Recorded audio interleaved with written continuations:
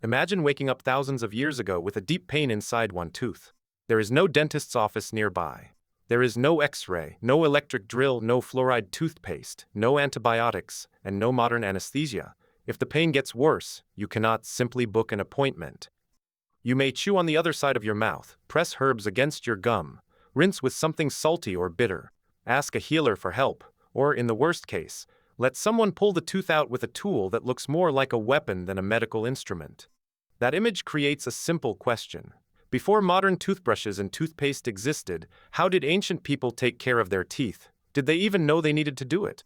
Or did they simply live with dirty teeth, bad breath, and tooth pain until the tooth fell out? The answer is clear. Ancient people did care about their teeth, but they understood oral health in a very different way from us. Today, we explain oral health with words such as bacteria, plaque, enamel, acid, gum disease, fluoride, saliva, and professional dental care. Ancient people did not have that scientific language. They did not know that certain bacteria could feed on sugars and starches and produce acids that weaken tooth enamel. They did not know what fluoride was. They did not have antibiotics to stop a serious dental infection. But they knew what they could feel. Food stuck between teeth was uncomfortable. Bad breath was unpleasant. Swollen gums were painful. A loose tooth was frightening. A toothache could make eating almost impossible. This is why dental care is much older than modern dentistry. Teeth are not just small white objects in the mouth. They are survival tools. They help us bite, chew, speak, and shape the face. If teeth fail, eating becomes harder. If chewing becomes painful, the body gets less nutrition. If an infection spreads from a tooth into the jaw or bloodstream, it can become dangerous. Even appearance mattered. In many cultures, clean teeth, fresh breath, and a healthy mouth were connected to beauty, status, purity, or self-respect. Ancient people may not have understood oral disease scientifically, but they understood that the mouth could not be ignored. The oldest forms of dental care were probably simple and practical. Long before toothpaste tubes, people used objects already around them: small sticks, plant fibers, bones, feathers, thorns, and sharp tools. If food was trapped between teeth, a pointed object could remove it. If a tooth surface felt dirty, a fibrous twig could scrape it. If the breath smelled unpleasant, a scented plant could be chewed. These were not modern dental routines, but they were early forms of oral hygiene. Archaeology gives us stronger evidence than guesswork. At Mehrgarh, in what is now Pakistan, researchers found drilled molar teeth from adults who lived about 7,500 to 9,000 years ago. These were not easy front teeth, they were molars, difficult to reach and difficult to work on. The holes appear to have been made with stone tools, probably using a bow drill technique similar to tools used for beads and other materials. This suggests that early farming communities were not only noticing dental pain, but also trying to treat it directly. That does not mean prehistoric dentistry was comfortable or advanced. A person undergoing a drilled tooth procedure thousands of years ago probably experienced intense pain. There was no modern numbing injection. There was no sterile dental clinic. But the fact that someone tried to drill a damaged tooth tells us something important. Tooth problems were serious enough that people were willing to attempt risky solutions. In some prehistoric teeth, researchers have also found evidence that cavities may have been packed with natural materials such as bitumen and plant fibers. These were not modern fillings, but they may have covered sensitive areas, blocked food from entering the hole, or reduced discomfort. Before agriculture, many hunter-gatherer groups may have had fewer cavities than later farming populations, especially because their diets often contained less refined sugar and fewer soft, sticky processed foods. But that does not mean their teeth were perfect. Their food could be tough, fibrous, gritty, or hard to chew. Teeth could wear down, crack, chip, or become infected. A person could have very little sugar in the diet and still suffer from tooth pain. The problem was not always cavities. Sometimes it was wear. Sometimes it was trauma. Sometimes it was gum disease. Sometimes it was an abscess. Agriculture changed the human mouth. Farming gave people a more stable food supply, helped populations grow, and made large civilizations possible. But it also changed what teeth had to handle. Grains became a major part of the diet. People ate more starch. Food was ground, cooked, softened, and sometimes made stickier. In some places, grain was processed with stone tools, and tiny abrasive particles from grinding stones could end up in bread or porridge. This combination could wear teeth down and, in some societies, increase dental disease. Ancient Egypt is one of the clearest examples. Egyptian remains often show severe tooth wear. One major reason was diet.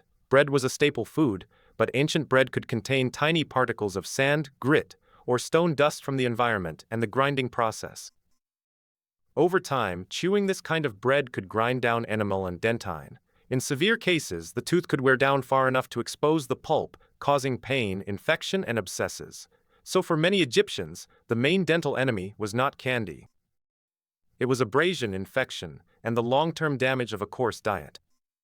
The Egyptians did have remedies. Medical papyri include recipes for oral problems such as loose teeth, gum disease, ulcers, and tooth pain. Some mixtures used ingredients such as honey, ochre, plant materials, or paste placed around the teeth and gums. Honey may have helped limit some microbial growth, and ochre may have had mild astringent or antiseptic effects. Priests also used natron, a naturally occurring alkaline salt, in purification rituals that could include cleansing the mouth. But we must be careful. The evidence for advanced operative dentistry in ancient Egypt is limited and debated. They had dental knowledge, but not modern dental surgery. In Mesopotamia and Babylon, people also tried to explain tooth pain, but their explanations often mixed observation with myth. One famous ancient idea was the tooth worm. Many cultures imagined that a tiny worm lived inside the tooth and caused pain by eating it from within. From a modern view, this is wrong. But as an ancient explanation, it makes sense. A cavity really can look like something has eaten a hole into the tooth. Without microscopes, bacteria were invisible. A worm was an understandable guess. This is one of the most important points in the story. Ancient people were often wrong about causes, but they were not blind to symptoms. If a tooth had a hole, something must have caused it. If pain throbbed inside the jaw, something must be happening there. If bad breath came from the mouth, something in the mouth needed cleaning. Their explanations could involve worms, spirits, imbalance, heat, cold, purity, or decay. But beneath those explanations was real observation. In ancient India, oral hygiene became part of a broader health tradition. Ayurvedic practices included cleaning the mouth, using herbal sticks, scraping the tongue, rinsing, and paying attention to breath. Neem and other plant materials were used because they were accessible, fibrous, bitter, aromatic, or believed to have cleansing properties. A twig could be chewed at one end until it frayed, turning it into a small natural brush. The fibers could scrub the teeth, while the plant's taste and compounds could freshen the mouth. In parts of the Middle East, Africa, and South Asia, one of the most important traditional tools was the miswak, often made from Salvadora persica. A miswak stick is chewed until one end becomes brush-like, then used to clean the teeth and gums. This tool survived for a reason. It is portable, cheap, simple, and useful. Modern research suggests that Salvadora persica can have antibacterial and anti-inflammatory properties, but the main cleaning action is also mechanical. It rubs the teeth, removes debris, and stimulates the gums. It is both a cleaning tool and a cultural object. In the Islamic world, miswak also gained religious and social importance. Cleaning the mouth was not only about avoiding pain, it was connected to purity, prayer, breath, and discipline. This matters because oral hygiene is never only medical, it is also cultural.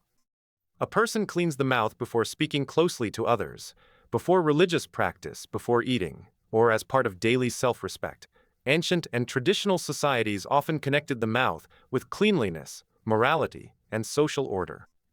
In ancient China, oral care developed through several methods. People used mouth rinses, salt water, tea, herbs, and chewing sticks such as willow twigs.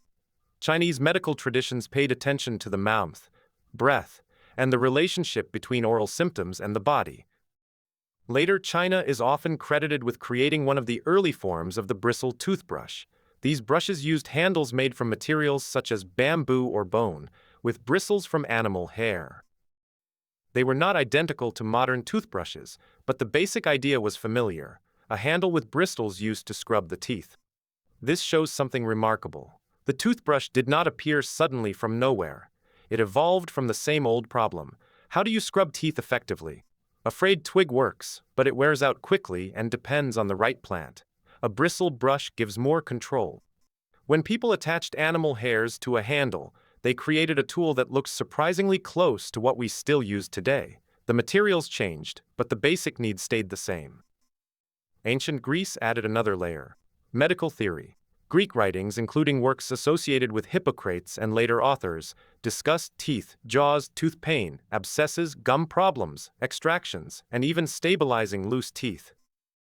Some texts recommended using wire, including gold wire, to hold mobile teeth in place. Greek thinkers did not understand bacteria, but they tried to organize the body into systems and explain disease through anatomy, balance, fluids, and observation. Greek medicine also used plants and minerals for mouth problems. Some remedies may have reduced pain or inflammation. Others were probably useless or strange. This pattern appears again and again in ancient medicine, a mixture of practical wisdom and ineffective ideas. A plant with astringent properties might temporarily reduce gum bleeding. A bitter herb might improve breath. A rough powder might remove stains. But another remedy might be based on superstition or symbolism rather than real effect. The Romans inherited much from Greek medicine and added their own practical approach. Roman dental care included toothpicks, mouth rinses, abrasive powders, extractions, and prosthetic devices. Some tooth powders contained ground bone, shells, charcoal, ash, or other gritty materials. These substances could polish teeth and remove stains, but they could also be too abrasive and damage enamel over time. This is one of the great trade-offs of ancient oral hygiene. What cleans the tooth today may wear it down tomorrow. Roman medical writer Celsus described tooth extraction in a careful way and treated extraction as something to avoid until other methods failed. That detail matters. It shows that ancient practitioners understood extraction was serious. Removing a tooth could relieve pain, but it could also break bone, cause bleeding, or lead to infection. Archaeological evidence from Rome, including deposits of extracted diseased teeth, suggests that tooth pulling was practiced, especially when decay or pain became severe. Wealth and class also mattered. In many ancient societies, the rich had access to more treatments, more cosmetic care, and more specialists. But wealth could also damage teeth. In Egypt and Rome, richer people sometimes had access to sweeter foods, imported luxuries, or refined diets that poorer people did not eat regularly. In other cases, poorer people suffered more from harsh living conditions, nutritional stress, and lack of care. Dental health has always been shaped by diet, labor, status, and environment. The Etruscans, who lived in ancient Italy before Rome became dominant, are famous for early dental prosthetics. They used gold bands and wires to stabilize or replace teeth, sometimes using human or animal teeth as replacements. These devices were not normal toothbrushes or hygiene tools. They were early prosthetic dentistry. They show that teeth were connected not only to pain and eating, but also to appearance, status, and identity. In Mesoamerica, especially among the Maya, teeth could also become cultural objects. Some people shaped, filed, carved, or decorated teeth with inlays made of jade, pyrite, or other materials. These modifications were not mainly about preventing cavities. They were about beauty, ritual, status, identity, or social meaning. But they still show a high level of technical skill. To alter a tooth without destroying it requires knowledge, control, and practice. The mouth was not ignored. It was a visible part of the self. Medieval Europe tells a different story. Some ancient medical knowledge survived, but much dental care became mixed with folk remedies, religious ideas, traveling healers, and barber surgeons. A barber might cut hair, perform minor surgery, lance abscesses, and pull teeth. Tooth extraction could happen in public markets, without modern anesthesia, with crude tools and great pain.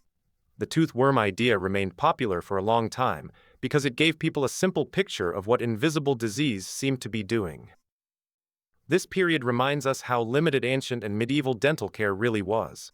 People could scrape teeth, rinse the mouth, chew herbs, use powders, and pull damaged teeth. They could sometimes stabilize loose teeth or replace missing ones. But they could not reliably prevent decay in the modern sense. They could not see bacteria. They could not use fluoride to strengthen enamel. They could not safely treat deep infections with antibiotics. They could not perform painless, precise procedures the way modern dentists can. That does not mean their methods were worthless. A toothpick can remove trapped food. A chew stick can reduce debris. Salt water can help clean the mouth. Some plant compounds can reduce odor or irritation. Honey can inhibit some microbial growth. A rough powder can remove surface stains.